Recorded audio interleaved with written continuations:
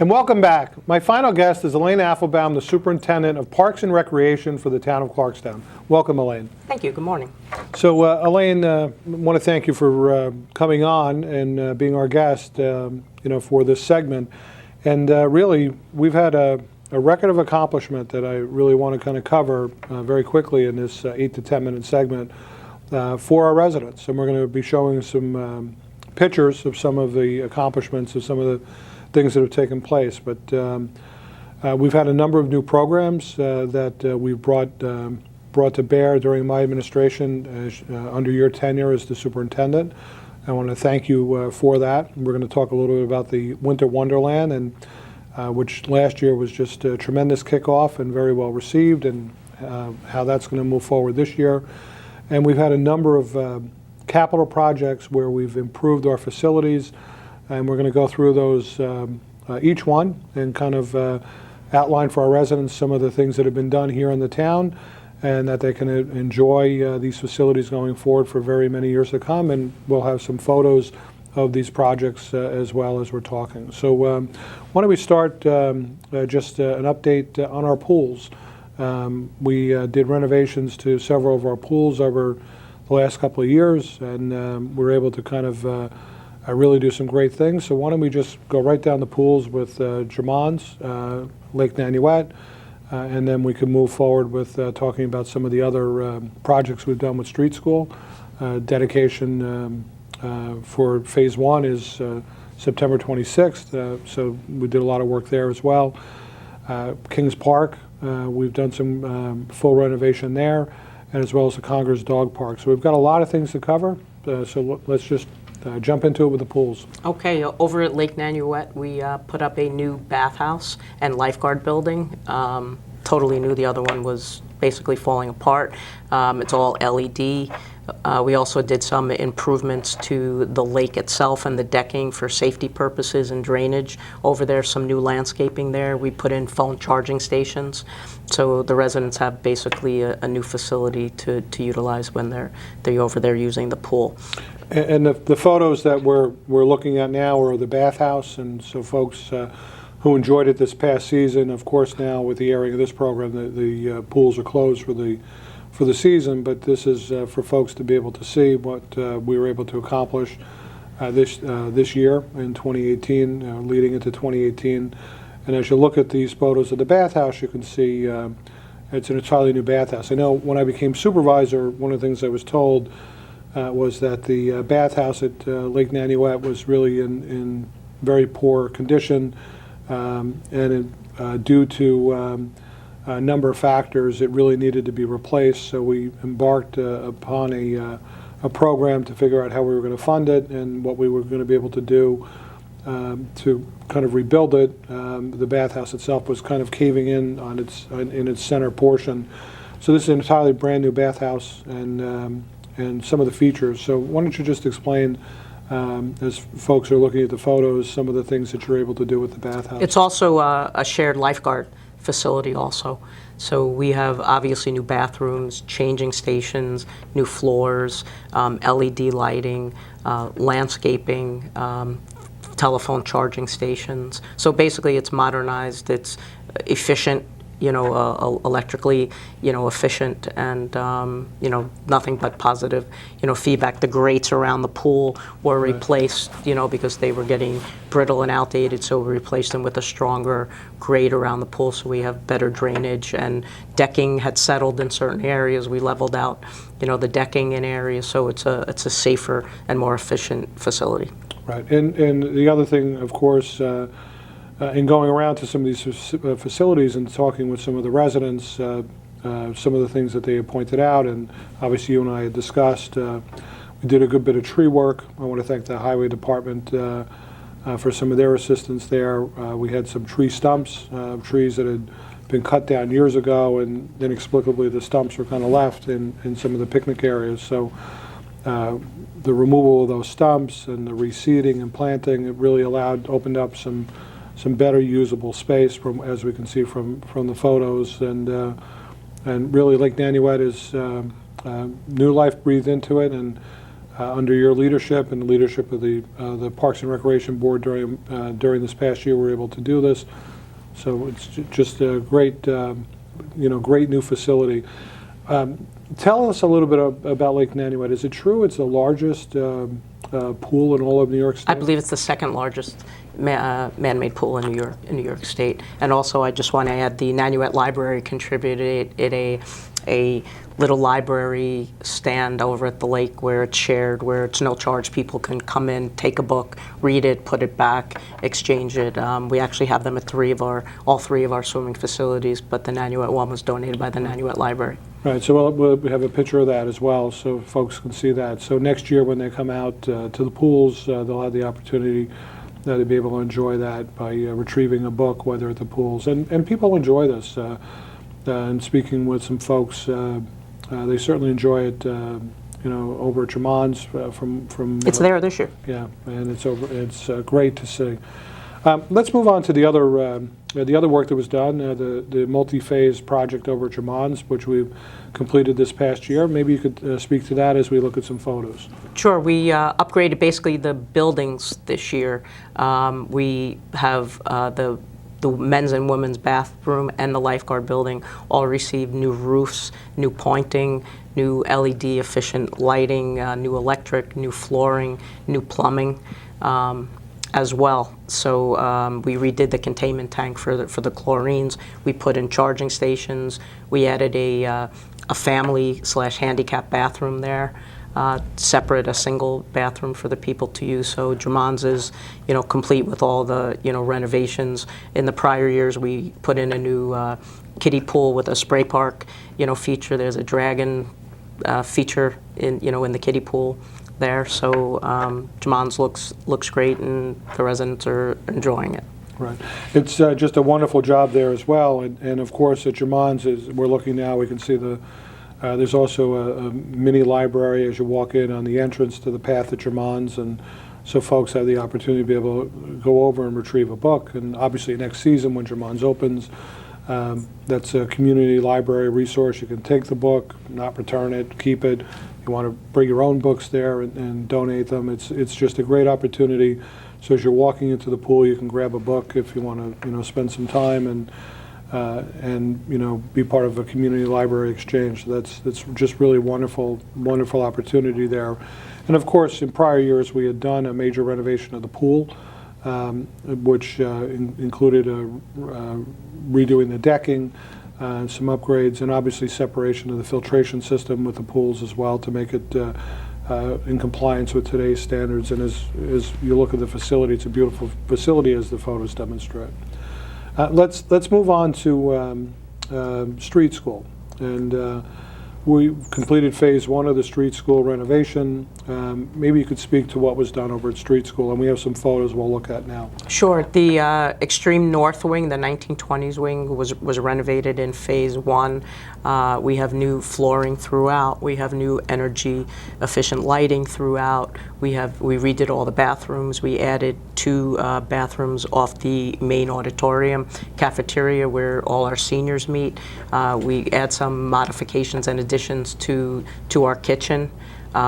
We redid the gym as far as the ceilings and expanded some space in there for height, the game room. So the seniors are very happy. We added a little kitchenette for the senior lounge.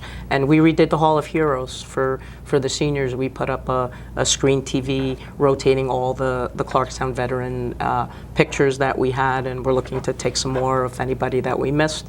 And everybody is, very excited about it. Right. And in addition, we did new HVAC throughout the entire facility. We took out the old outdated boiler. We did asbestos remediation, which was important because when you open up an old building, unfortunately there's some asbestos there. So not that the folks in the public were ever in danger, but as part of the project, there was some added cost because of the asbestos.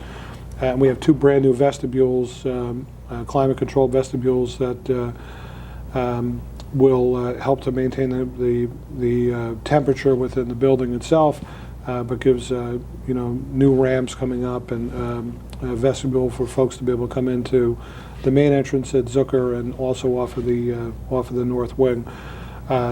And again, with some of the work in the gym, with the raising of the ceiling by taking out some of the panels, it's made the gym a little more playable for, with a little extra height in the ceiling as well. So just a great job, Elaine. I want to thank you for that.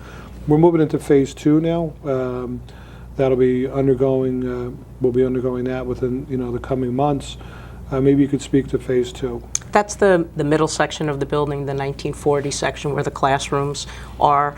We're going to replace all the windows, the remaining windows in the building that haven't been replaced, and asbestos abatement, in those walls as well. We're going to be putting in a fitness room with rubberized flooring so we can offer Tai Chi and yoga class and stuff in a more comfortable setting, but yet utilize those rooms for meetings as well if we need them. One of the rooms will have an accordion door to expand to a larger room, and we're going to make an arts and crafts suite out of one of the rooms where we'll have all our stained glass, our ceramics, and arts and crafts. One of the things that we did complete in phase 1, which we shouldn't forget, is we put a generator over at Street School. So if there's ever emergencies and we need to open up a station for the residents to come in if they lost power or whatever, now we know Street School can be powered up at all times, and the HVAC will be on. They'll be able to charge their phone. So that's already in as well.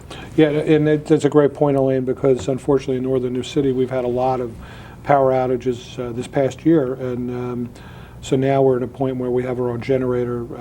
In the past, certainly for major outages for lengthy periods of time, we would strategically position large generators that the town was able to acquire a number of years ago.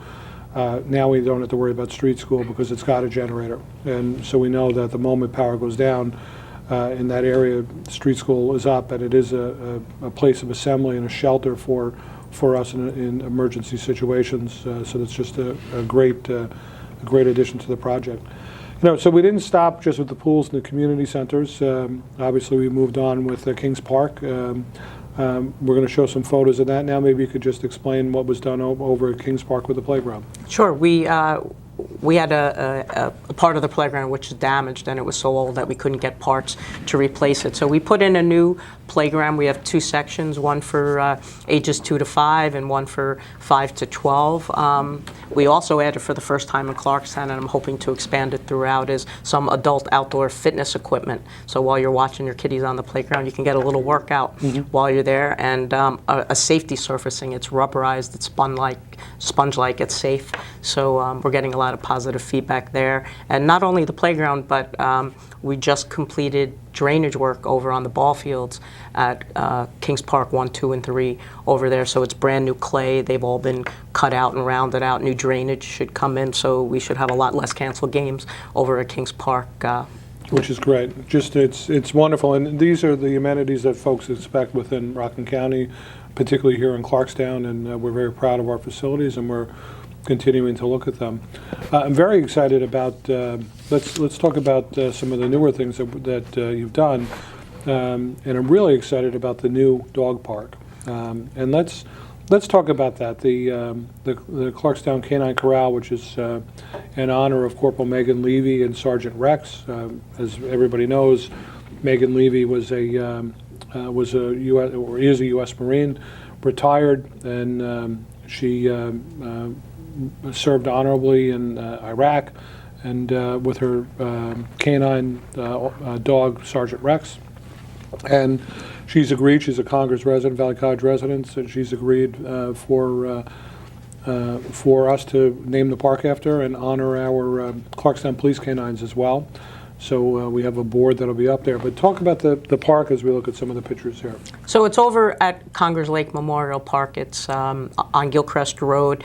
It's by the tennis court side. So when you enter that park, you take it to the end of the parking lot. And we built 2 corrals, one for dogs 25 and under for the smaller dogs, and one for 25 and up on the right side of the parking lot. In each corral, we have 3 features for the dogs to play with, whether it be tunnels or ramps or agility hoops or things so the dogs can play. And the center area is left open for, dogs to fetch balls or wrestle with each other and stuff. We included a bench for the residents to sit down. Dog, bags, disposal bags, were mounted there. So the dogs love it, and there's a lot of positive feedback, through the residents. Great. So we're we're a little over time, but I do want to talk a little bit about the Let It Shine and the Winter Wonderland, which we did last year. And I know we've raised over $50,000 in donations from sponsors that paid for the apparatuses, the light displays. Maybe you could explain a little bit about this event that took place last year that we're gearing up for, that'll be taking place this year, the dates, and a little bit about some of the activities. On Thursday, December 13th this year will be our second annual kickoff with a tree lighting over there, and our holiday light display will start there. We have approximately 25 lights with all to music for the holidays throughout the whole Congers Lake Park. It's free for everybody to come and stroll through. On the 13th, along with the tree lighting, we'll have horse-drawn wagons for people to get rides around the park. We'll have ice sculpture demonstrations going on. We'll be roasting s'mores, that night, and we'll have bounce houses in the gym, a visit from Santa. So there's a lot of events going on. It was a huge turnout. For the following 3 weeks, on Thursdays, Fridays, and Saturdays, there'll be events that the residents can sign up for, from glass painting to Lego building to a variety of craft and themed events. And new this year, which is grandiose, is on the 27th, we're going to have a fireworks display over the lake so people can walk around the lake. And prior to that, at 6 o'clock, we're going to have a children's concert inside the community center. We also added a train display this year going on for the 3 weeks upstairs in the community center, so you can come and check it out. And once again, I'd like to thank all our Let It Shine sponsors to make this possible. It was really a great community-wide event, and the residents just love it. Right. Yeah, no, it was really a tremendous kickoff. We had a couple of thousand people there. They just kept on coming and coming and coming for the kickoff, and very well attended. And I look forward to it this year, and we're also continuing to seek sponsors. If folks are interested, they can contact you or my office. Maybe you could give your contact information for anybody that might be listening to this or viewing it, if they're interested in sponsorship or learning more about programs at Parks and Rec. How do they get in touch with you? They can call the Recreation Office at 639-6200 or email it at recreation@clarkstown.org, and we'll be happy to talk to you. And something new that you don't even know about is we're going to have a crazy sock contest on the tree lighting night for the most creative handmade sock, for the holiday sock, and the best themed sock. So we're going to have some judging taking place, so you got a little advance notice to start going through your sock drawers and coming up with the funkiest sock you can find. Oh, that's great. It's a very creative opportunity. Of course, we're moving into the fall events with the festivals over at with Heritage of West Nyack, which we partner with in October, and again moving into the fall season with a number of the other events that are taking place over in Parks and Rec, including the Halloween parade as well. That takes place over at Congers Lake. What's the date on that again? That is the 20th, I believe, or the 13th with the rain date of the 20th. Right, 13th of October with the rain date of the 20th, and that's bring your children over in their best costume. There'll be activities and games, and there are prizes for the winners in various categories with their costumes. So, Elaine, I want to thank you for all of your efforts as Superintendent of Parks and Recreation. It certainly has been a whirlwind year. There's been a lot of accomplishments, and it's really great to be able to sit back and take a look and reflect, as we did with some of these photos, of all the things that have been accomplished this past year and a half in the Parks and Recreation Department, with some great work with updating our facilities and pools, and some of the new programming that we're talking about with the dog park, and obviously with the Let It Shine Winter Wonderland program, which every year I expect will continue to grow. So thank you, Elaine, for your efforts, and thank you for being a great guest. My pleasure. Thank you. And we'll be right back.